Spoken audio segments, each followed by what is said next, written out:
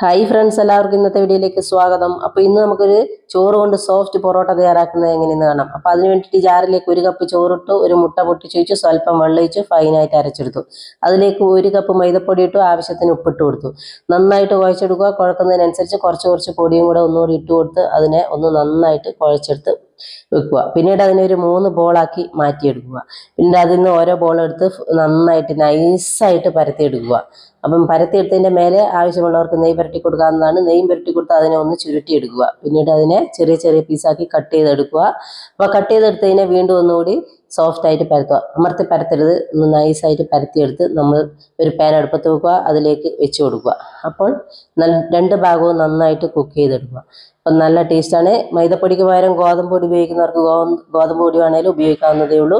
അപ്പം നമ്മുടെ പൊറോട്ട ഇവിടെ റെഡി ആയിട്ടുണ്ട്. നല്ല സോഫ്റ്റാണ്, നല്ല ടേസ്റ്റാണ്, വളരെ എളുപ്പമാണ് ഉണ്ടാക്കാൻ. എല്ലാവരും ചെയ്തു നോക്കുക, ഫീഡ്ബാക്ക് അറിയിക്കുക. ഓക്കെ, ഒരു കുഞ്ഞു വീഡിയോ ആയി നാളെ വരാം.